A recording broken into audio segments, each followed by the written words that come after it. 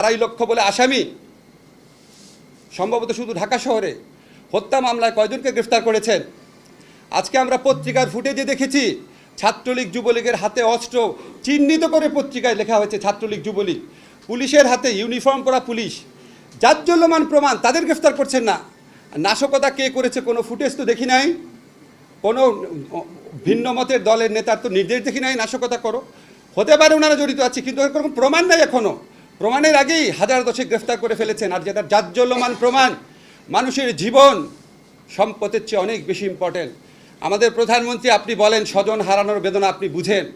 Sorry, আমার কাছে মনে হয় স্বজন হারানোর বেদনা আপনি বুঝেন, শুধু নিজেরটা বুঝেন। না হলে এই শত শত হত্যাকারী যারা আছে, শত শত মানুষকে যারা হত্যা করেছে, আমাদের প্রায় 100 শিশু কিশোর ছাত্রকে যারা হত্যা করেছে, 100-র একটু কম হতে পারে, 70-80 জন। আপনি শ্রীলঙ্কাতে 10 জন বিক্ষোভকারীকে হত্যা করা হয়েছিল এই রাজাপাকসের বিরুদ্ধে আন্দোলনে। 10 জন বিক্ষোভকারী মারা যাওয়ার পর উনি ক্ষমতা ছেড়ে চলে গেছেন। ওনারও কম দম্ভ ছিল না, কম শক্তি ছিল না, কম সেনাবাহিনী ছিল না, কম পুলিশ ছিল না। আজকে 10 জন শুধু শিশু কিশোর মারা গেছে, শিশু মারা গেছে, শিশু 9 জন আর 10 জন তো একই।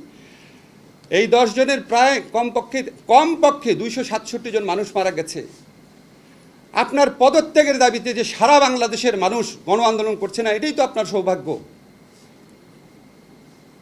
সেদিকে আমাদেরকে ধাবিত করেন না, হত্যাকারীর বিচার করেন, গণরুম কেন্দ্রিক টর্চার সেলের অবসান ঘটান, বিশ্ববিদ্যালয় সত্যিকারের অভিভাবক দায়িত্ব পালন করতে পারে, নীল দলেও ভালো শিক্ষক আছে, ভালো মানুষ আছে, তাদেরকে উপাচার্য নিয়োগ দেন।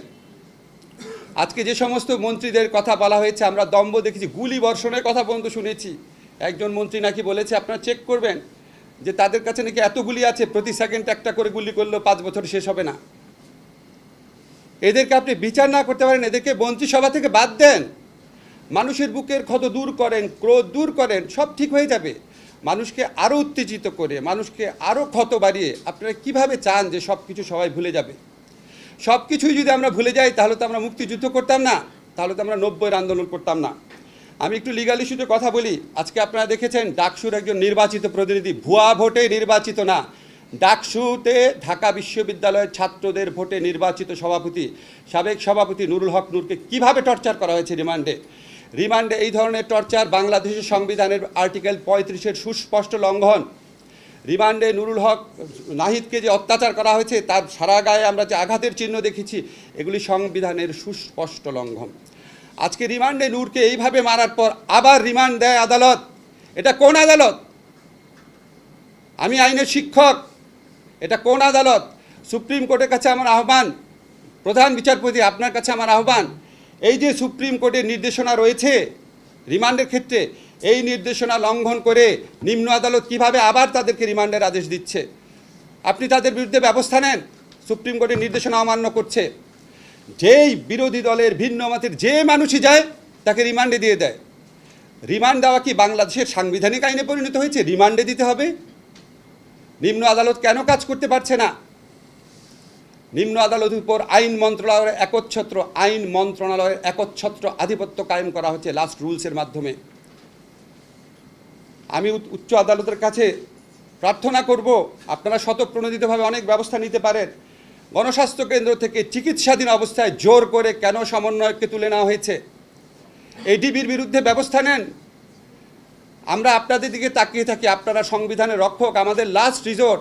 আপনাদের কাছে আপিল করছি, সুস্পষ্টভাবে সংবিধানের যে লঙ্ঘন হচ্ছে, 24 ঘন্টার মধ্যে আদালতে হাজির করার কথা। ডিবি যদি নিরাপত্তার হেফাজতেও নিয়ে থাকে, আদালতে হাজির হয়ে আদালতের নির্দেশনা দেওয়ার কথা। চোখের সামনে সংবিধান লঙ্ঘন করছে, আর্টিকেল 33 লঙ্ঘন করছে, আর্টিকেল 35 লঙ্ঘন করছে, গোপনীয়তার অধিকার লঙ্ঘন করছে, চোখের সামনে করছে, দম্ভভরে করছে। উচ্চ আদালতের কাছে প্রার্থনা করি আপনারা স্বতঃপ্রণোদিতভাবে এদের বিরুদ্ধে ব্যবস্থা নেন।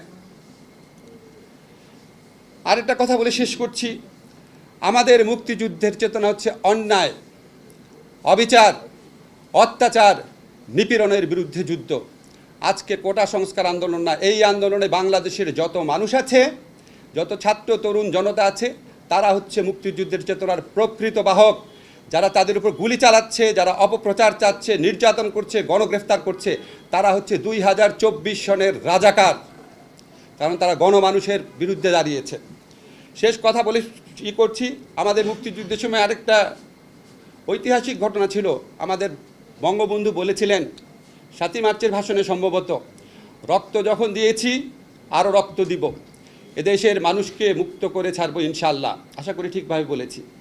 আর বর্তমান সরকারে বঙ্গবন্ধুর উত্তরসূরিরা আপনাদের সরকারের কর্মকাণ্ড দেখে মনে হয় আপনাদের বুকের মধ্যে এই প্রত্যয় জন্ম নিয়েছে যে রক্ত যখন নিয়েছি আরও রক্ত নিব, বাংলাদেশের ভিন্ন মতকারীদের নিশ্চিহ্ন করে ছাড়বো ইনশাআল্লাহ।